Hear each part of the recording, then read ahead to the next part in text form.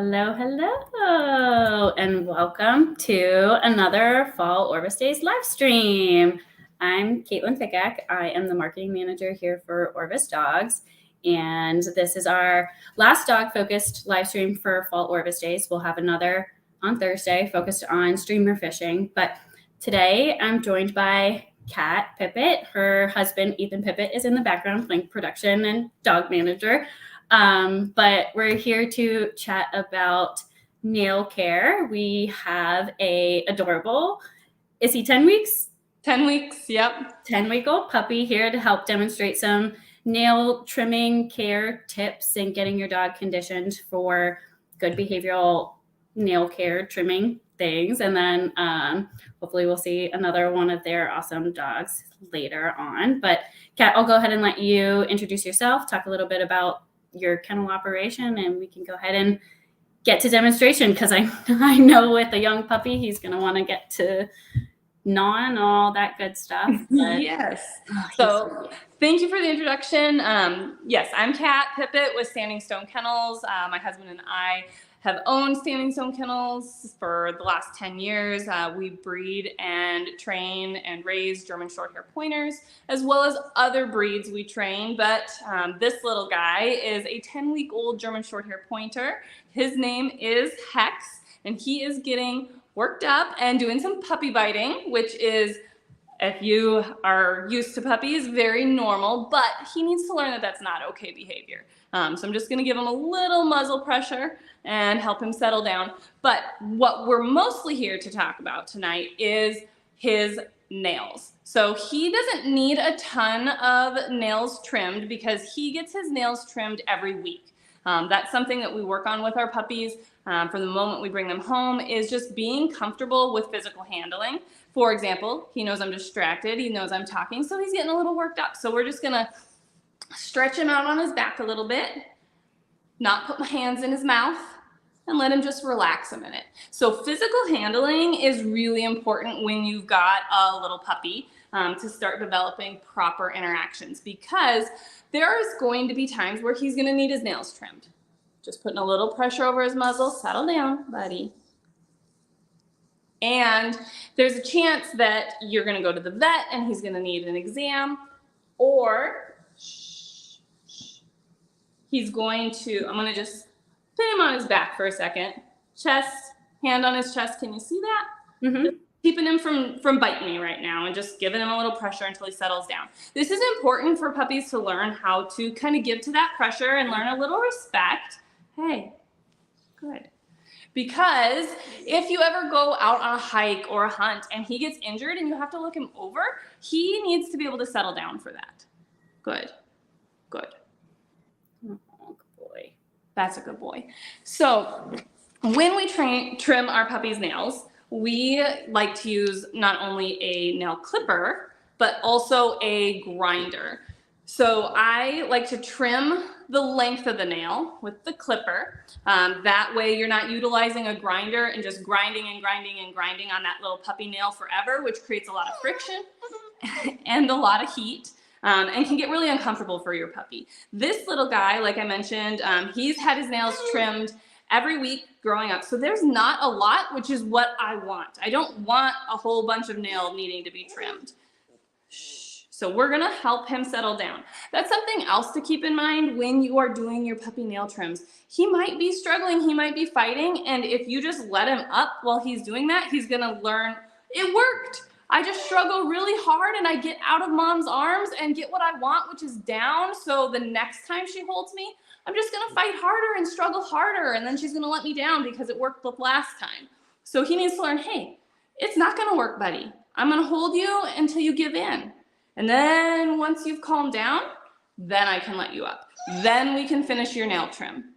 So make sure when you're doing your nail trims with your puppy that you have plenty of time. It's not a rushed process when you're just trying to get out the door or something like that, and slow down. And it may be something that you're like, I've got enough time to work with my puppy, especially if they're a more strong-willed puppy, and I'm going to make the goal of trimming this one paw. Once I get this one paw trimmed, I'm gonna settle him down, make sure he's completely relaxed, and then let him up and say, okay, that was, this morning's project. This is this evening's project.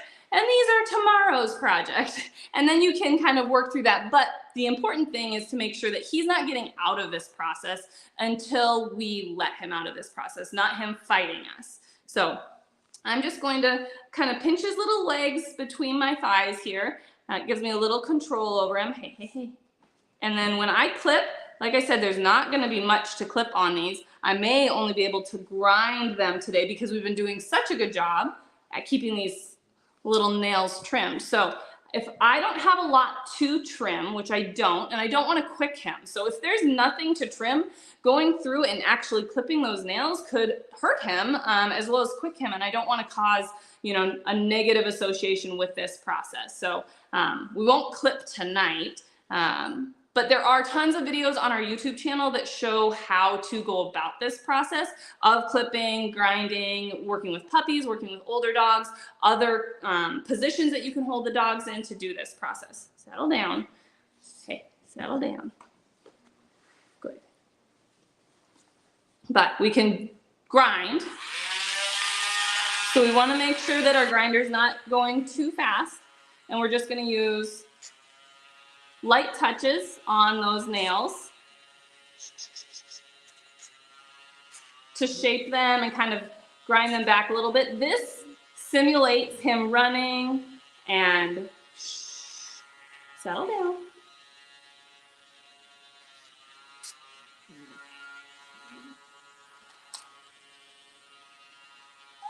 Oh, you're fine, buddy. So this is something, you know, he's trying to whine and wiggle a little bit, and he's not getting out of it. We're just gonna work through a few of these nails. Good, good boy.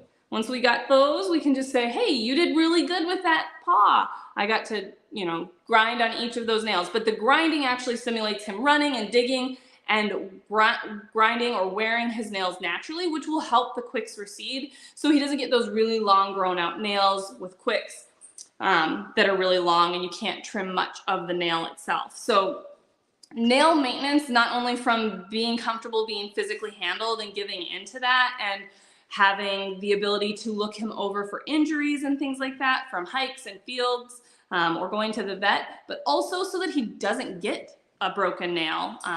If you have really long nails, it's really easy for a dog to break one when they're running through the field. So if you keep their nails nice and short, that's going to help prevent that potential breakage. As well as if you've got hardwood floors in the house, those nails, when they're longer, don't allow the dogs to actually grip with their pads, and their nails are scrabbling and not only scratching up your hardwood floors, but also making traction really difficult for the dogs. So as dogs get older, sometimes their nails get longer, they're not kept up on the nail maintenance as well, and then you are struggling with, you know, an older dog with traction on your hardwood floors. So settle down, buddy. So he was doing really good, kind of settled down for a second, and then he turned into a puppy again and starts nibbling and trying to mouth and bite. So we're gonna just settle him down.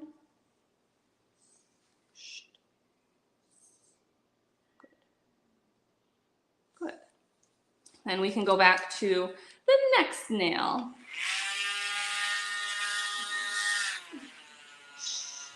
Some dogs are very aversive to the sound of the Dremel. So it's something that you just need to go slowly with, and you may not even utilize your Dremel in their nail trim. You may just turn it on and turn it off so that they get used to hearing the sound of the Dremel or the grinder and not being uncomfortable with the sound. And then once they get more comfortable and desensitized to the sound, you can actually utilize it, for the nail trim. Yeah.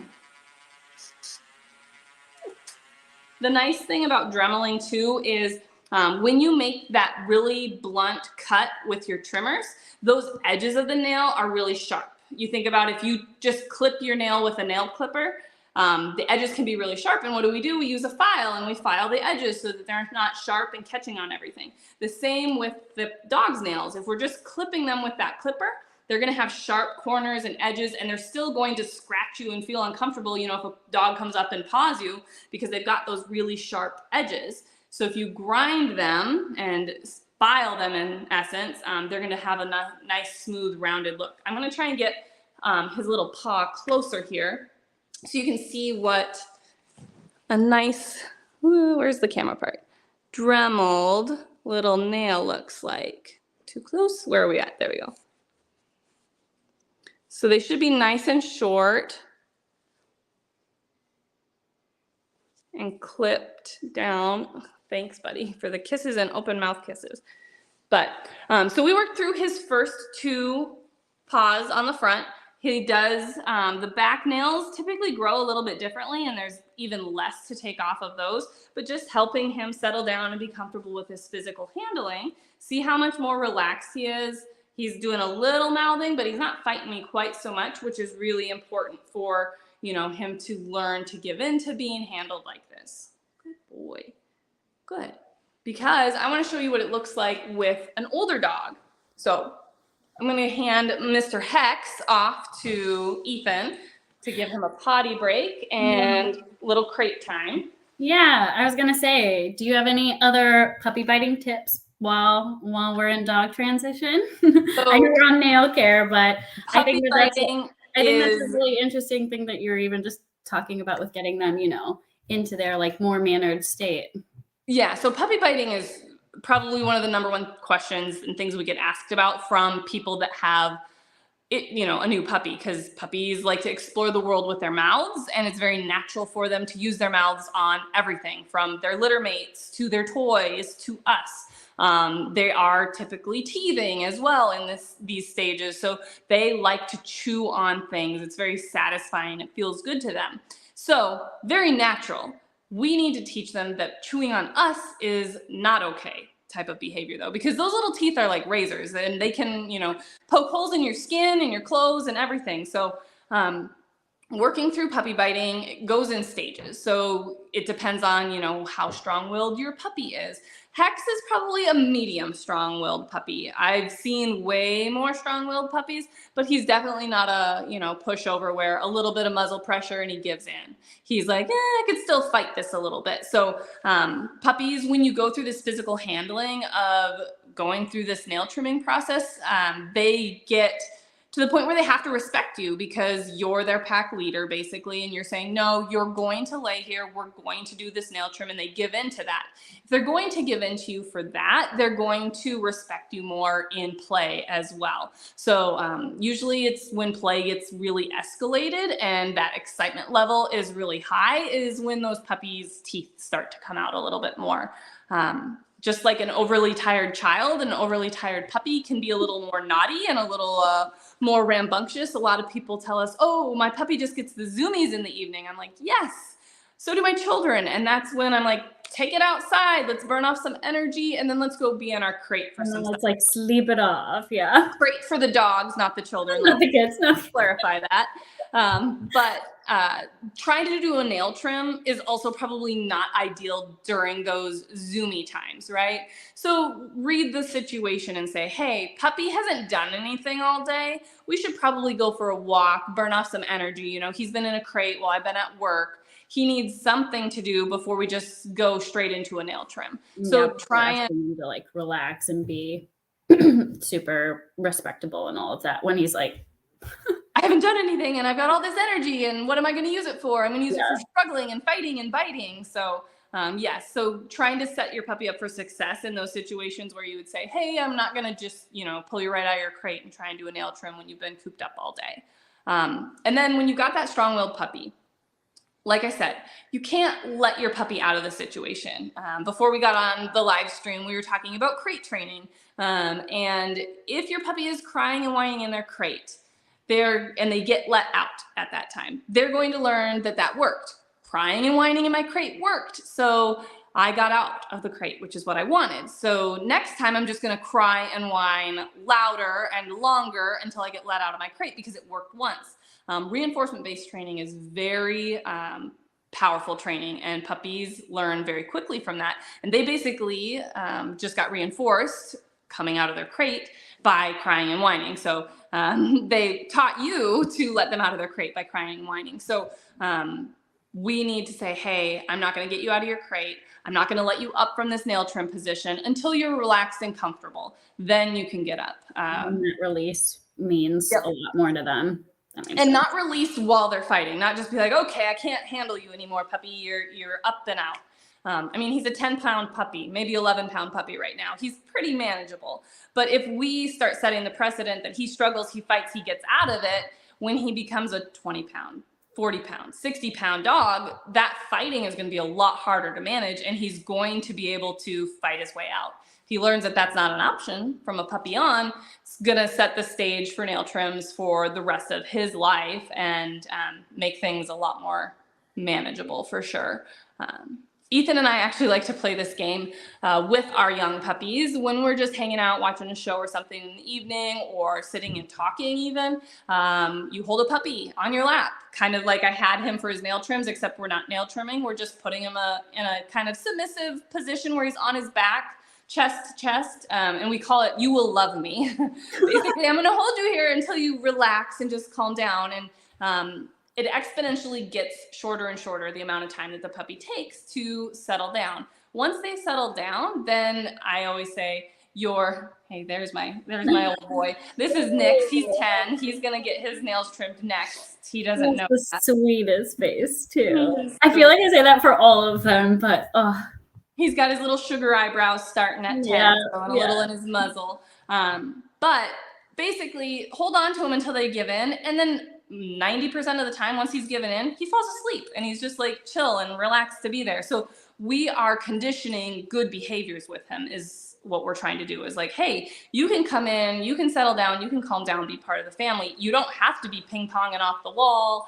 and getting into everything, which people sometimes think that is necessary if you have a short hair, that they can't settle down in the house. Well, if you allow them to learn that they can just rule the roost and ping pong and do all that, then they're going to be like, well, that's the precedent. That's what I do. And if you set the precedent of we act and behave calmly in the house, that's going to be, what is conditioned. So, and then just like I was mentioning with the puppy biting, sometimes you have to up the pressure. So a little muzzle pressure like I was doing. Sometimes you have to use a little more pressure. Sometimes you have to hold that puppy a little more firmly with their, back on the ground, hand on their chest so that they can't bite you. But if it escalates and you need more help and your puppy is, we've heard all the things of, I'm at my wit's end, my puppy is out of control, this puppy's so aggressive. And most of the time it's just people overwhelmed or not knowing what to do. Yeah. And so we help tons of people through this and other issues via Patreon. We have our Patreon account, patreon.com/standingstonekennels. So we'll help people with issues or just training questions that they're dealing with. And puppy biting is a very common one. So we'll try and get that link posted. I'm going to get Nix set up. I usually do like my big dogs on the ground just because they're so big I can't really hold them on my lap on the couch. You hold them as much in your lap when we're going to kind of reposition the camera here a little bit while I get on the ground with him. We'll have to tip it down just a little bit more. I think we're pretty close. Yeah, I'll scooch over a little bit more.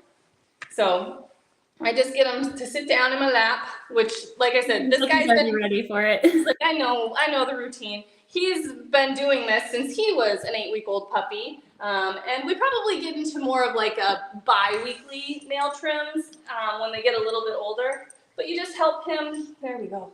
You're a long, big guy.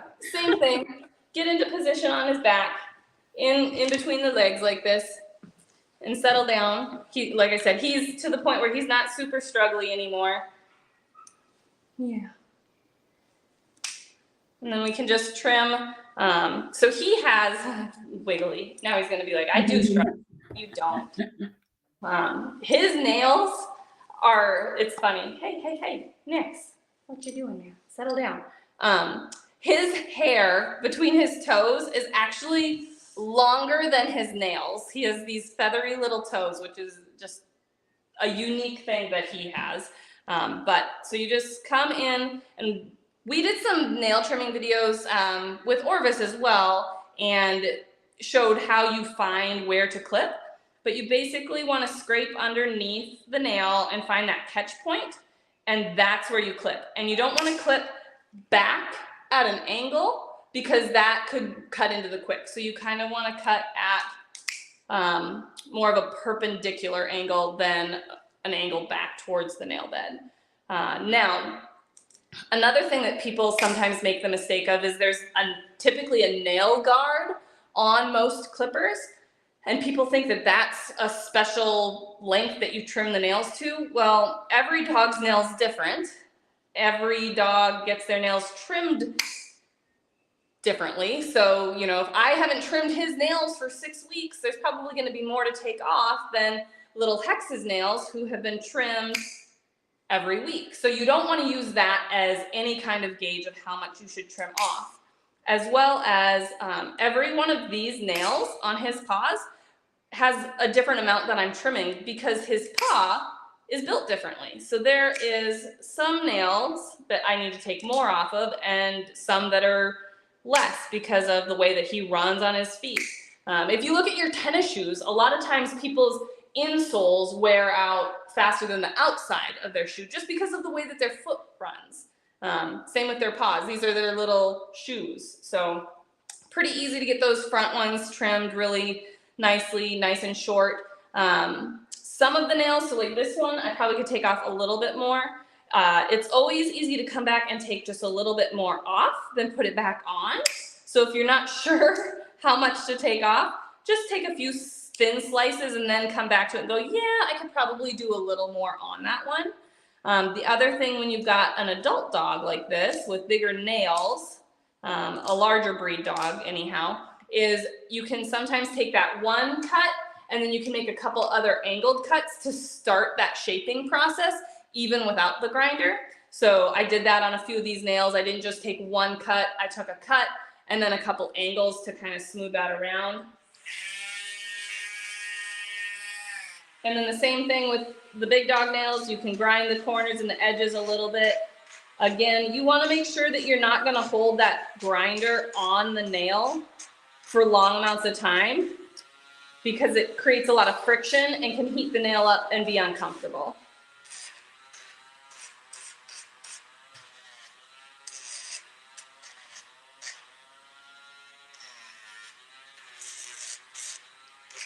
Nix is also one of those dogs that he has a combination of nails. He has white nails and he has black nails.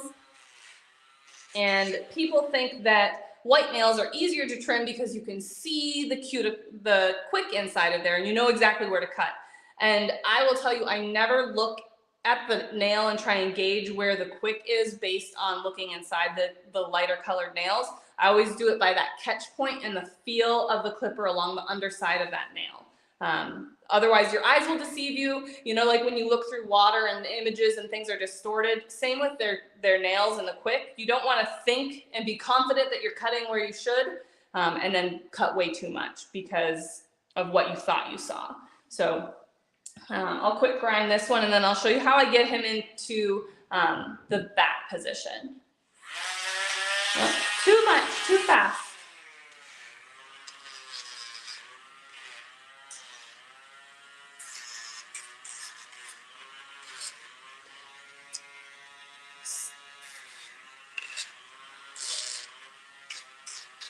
So one little thing that I mentioned is his toe hair is really long, and I can pull that hair back so that I can get a better look at the nail.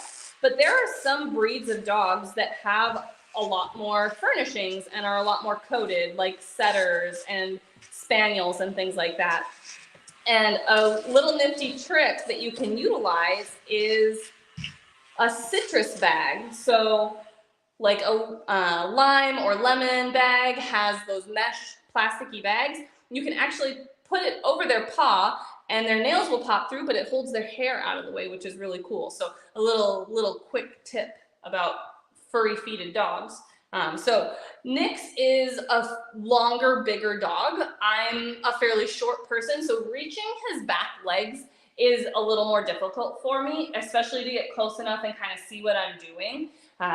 Ethan, my husband, he can trim them this way. He actually prefers to trim dogs more in like a farrier style with the dog standing and their legs up. I like laying on their backs like this because it gives me a little extra cuddle time too at the end. So I just spin this little guy around. There we go, buddy. And then I can trim those back ones really quick too.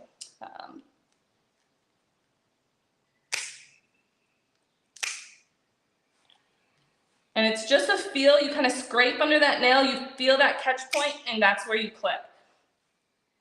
Now, if you're doing nail trims and you're not taking off enough, your quicks are still going to grow out. So you do need to make sure that you are taking off enough nail so that the quick is becoming slightly exposed so it can recede. Otherwise, you're just going to help the nail get longer and longer eventually. So this nail is a little crooked, so I trim that one just a little differently.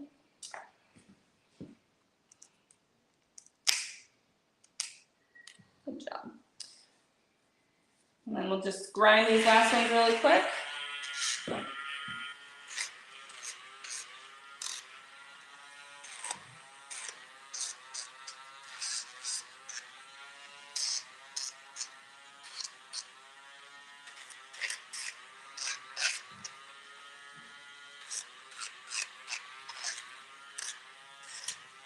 Just a minute, buddy. But I love grinding nails after they're trimmed. Otherwise, it never fails. My dog runs over my bare foot right after I've trimmed their nails, and their sharp little corners scratch your foot, or they decide to paw you, and you get little scratch marks down your bare legs if you're in shorts. Whereas when you grind them and smooth those edges, it's so much nicer. We make sure to do this with all of our mama dogs too, because we do breed. And we want to make sure that our mama's nails are nice and short and smooth so that when they have new litters of puppies, that they're not accidentally stepping on a puppy and injuring them with long, sharp nails.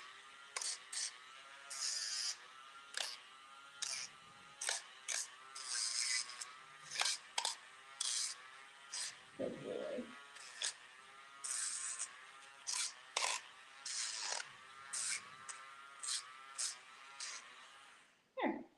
So he's all done.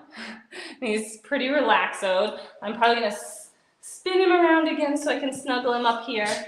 I don't know if you can see him, but he's been a really good, just relaxed boy. So then I just say, we can hang out and cuddle a little bit more. And once he's kind of relaxed, I always tell my dogs, well, you're welcome to stay, but you're free to go. And if they want to stay, we stay and we cuddle a little bit longer. I was watching him and I was like, he's just chilling like he's having a spa day. Yes, so we had a dog named Vino that she would fall asleep during her nail trims. Just curled up, fall asleep, and I'm like, well, you can just stay here. And she was a little smaller dog too, so I didn't have to flip her around and get her back legs.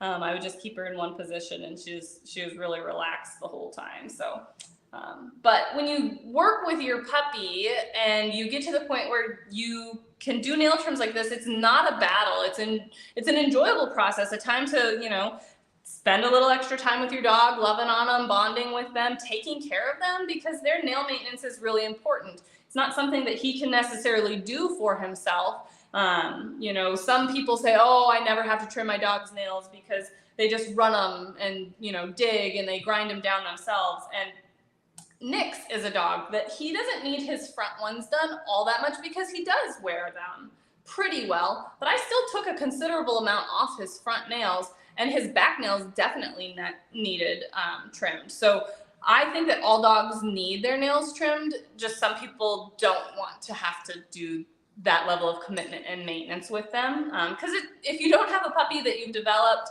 and you've got a dog that's a little bit older and, fights you, it can be frustrating. You can lose your patience. You can get anxiety because you don't want to mess up and quick them. So it can be a stressful process, not only for you, but for the dog. So if you can start with your puppy and make it not a stressful process, this is a lot more enjoyable in the long run than, having to pin them down or take them to the groomer or the vet to have it done. So Yeah. You want to do that, buddy? What clippers do you usually recommend? And especially because I'm always interested, because I feel like the ones that I've had haven't been that great for those like thicker nails too. And I always feel like it's putting like more of the pressure on it before that actual clip. So I've even been looking Absolutely. So that's a really good thing to mention. If you're clippers aren't sharp enough, they're going to crush the nail more than they're going to cut the nail. And again, that's not going to feel good. You want a nice sharp clipper that's going to cut well. We use Safari brand clippers, and I actually use the small size. Well, I always like put it off to the wrong side. So it's like the size, smaller than the size of my hand. We have these on our online store because we love them. I've tried so many different brands of clippers, and these are by far the best. Not only do they stay sharp longer, they also don't get loose. Sometimes where they're connected, they get loose and then they don't also trim as well. And they're small enough and maneuverable enough to kind of make those angles like I was mentioning on the nail for trimming, because they do have a large size, but I don't use that one for even this size dogs. So, and then I just use a Dremel branded nail grinder for dremeling or grinding. But why don't you go lay down or lay here? Yeah, no, he's great. He's star of the show now. Yeah, I guess so. So you said for Puppy, he's on more of a weekly trimming right now. Is that kind of the cadence you keep them in as they're more younger? And then like you're saying for him, it's just more of like kind of like checking in and it's a conditioning process with him. So really, I probably didn't need to trim his nails tonight because I trimmed them last week, and they would have needed it next week. So an actual trim, he probably only needs once every 2 weeks. But if he doesn't get handled in a trim position other than every 2 weeks, it's going to be more difficult. You know, the more often he reps this, the better he's going to get at it. The more we're practicing, the more comfortable he'll be. And so it doesn't have to be that you're actually clipping them. It can be just get him in that position, the you will love me game, let him relax, and then let him up. And do that a couple times a night, not just, oh, we've got to trim your nails. Even if, you know, some dogs or some people say that their dogs are really aversive to seeing the clippers come out. Well, go through the process. Grab your clipper, grab your grinder, grab your puppy, set him down, hold on to your puppy. Don't trim or grind, let them go, and do that the next day. And it's just getting them comfortable being handled. But he can definitely get them probably ground every week, but trimmed probably every other week. And then your adult dogs are a little bit more on that like longer, like yeah, probably every 2 to 3 weeks for them. Oh, yeah. Mm-hmm. Yeah. I guess probably depending on their activity level. And how they wear their nails. Some dogs, like I said, wear them differently. He wears his nails typically pretty well, but they still need trimmed every probably 2 to 3 weeks. So, and then I've got some dogs that are bad about wearing their nails. They just don't dig and wear them very well. And they need their nails trimmed every 1 to 2 weeks just to keep helping that quick recede, even as adult dogs. So. How often do you get dogs in for your training program that haven't been overly conditioned? A lot. More often than not. More often probably than not, yes. And that's something that we put time into while they're here, is trying to help those dogs become conditioned to handling and helping the owners understand that there are some ways to handle them that, you know, can be less stressful. But I think ultimately it comes down to owner confidence. And a lot of times owners aren't very confident in the process. So the more that they educate themselves, practice, that the more comfortable they're going to be. And the more comfortable you are, the more comfortable your dog's going to be. Because, you know, that energy of feeling anxious feeds right into them, and they can sense that really well. So definitely we've had some dogs that are really bad about nail trims, and they will be muzzled during that, not only for the handler trainers protection so that they don't get bit, but it's another one of those situations where they've learned that if I mouth my owner or try and bite the groomer, I don't get my nails trimmed, so I get out of it. Well, if they're muzzled, they can't bite you, and so even if they try and put their mouth on you, you're protected, and they learn, well, that didn't work and it didn't get me out of this, so it can eliminate the biting, mouthing behavior altogether by just muzzling them. Muzzles can get a bad rap, a bad connotation. Oh, your dog's got to be muzzled. Well, it can actually be a really beneficial training tool for them to learn that, hey, I can't bite somebody to get out of it. Yeah, it's just like an unacceptable behavior, but you're also just preventing it from happening. Preventing the anxiety of being, hey, you don't need to be right in my face while I'm talking. Preventing the anxiety of the handler that they're going. It's like, I'm the important one here, being afraid of getting bit, so then they can't handle the dog properly either. So, are there any tips that you give for people if they want to go get it done by a groomer or their vet, like anything to kind of like look for? I know one friend I had, at least, like she took their dog, and when he came back, she was like, oh, he was so anxious afterwards. I didn't want to take him back. And I was like, well, I feel like maybe he was just like out of his comfort zone or something like that. But I don't know if you ever have tips for if people aren't feeling comfortable doing it themselves, how to go find like a good groomer, or if you usually kind of like steer them more towards their vet if they, feel more comfortable there. So it depends. It can be the dog is just anxious in general about the process. So it doesn't matter where they would go, whether that's at your home or a groomer or a vet, they're just going to be anxious about the process. I do know I've had some experiences with vets where they just don't want to really fight the dog. So they just strap the dog down or have a whole bunch of vet techs pin the dog, and they just clip, and then do chemical cauteries or whatnot to stop the bleeding. Not an enjoyable process, obviously, for the dog, and would be very stressful. So if you're considering utilizing, a groomer or a vet to do that, just have a very frank and open and honest conversation saying, hey, this is something that I want to, develop a relationship with. Have you trim my dog's nails every few weeks? I want it to not be, traumatizing to them. This is what I would like to see moving forward. And hopefully, if we come together with a plan, that we can make this process and them become more conditioned to this over time instead of absolutely hating it. Yeah. Just having that like open conversation, I think, is important. When we switched to vets, I didn't realize like when they took them back, they would come back and they were like, oh, they didn't like their complimentary nail clipping. And I was like, oh, I didn't know you guys did that here. But I was like, yeah, no, I don't think they'd like that back there at all. Yeah. We took one of our dogs in for, it's been a long time, for a spay, I think. And she came out of the spay with her nails like butchered, like cut way back, which she was a dog that we had no issues doing nail trims with her, and they didn't need that.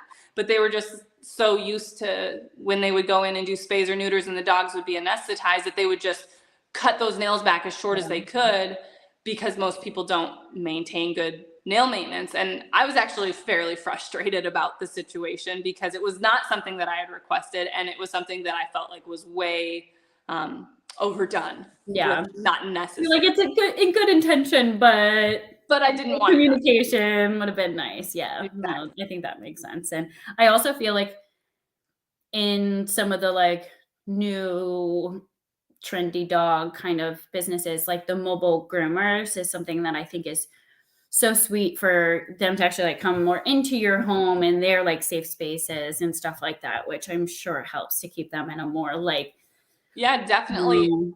Training, if you have an opportunity to work with if you're struggling with a specific behavior issue at home, if you can have a trainer come into your home to work on the issue where it's happening, that's going to be really beneficial. Obviously, that's not always something that can be done, but it can be very helpful. So the same with those mobile groomers. We are in the middle of nowhere, so definitely don't see that being an option for us. And we pretty much don't need it for the nail trims for our dogs. And as you saw, short hairs don't take much in the line of actual like grooming other than, baths and stuff. So we're pretty fortunate that way. Your tip with the furry feet is great for my setter mix Kennels, because he has like the furriest feet, like even like in his paw pads, like always trimming that back. So he'll be sitting there and he's like always like this. And I'm like, I'm so sorry. But I was like, ooh, that's a good one. Yep. And then you're not accidentally trimming. I mean, and you could trim their hair, but it's easier to see what you're doing too with the hair out of the way. Yeah. And I'm like, I don't want to like pull his hair while I'm doing it either. Just like getting caught in any of the like creases or whatnot where, all the joints are and stuff in the actual clippers. So I feel like that was a good call too.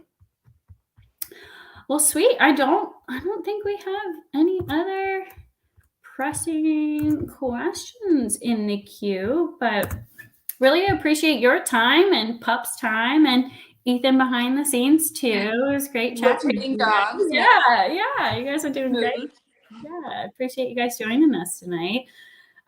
If we didn't get all of the links shared, we'll post more. And I think Kat also mentioned it during the middle of one of the demonstrations, but we also have some Orvis and Standing Stone Kennels videos coming out here soon. And one of them is a more in-depth kind of look into a lot of what we chatted about today. And we've got some good articles to come with it and some really good diagrams to show you like more in depth what the quick is and all that good stuff. So once we get that posted on the Guide to Docs Experience, we'll also route that through all of our social channels. But again, thank you, Kat. Thank you, Absolutely. Ethan. Thank you all. And hope to see everyone on Thursday also.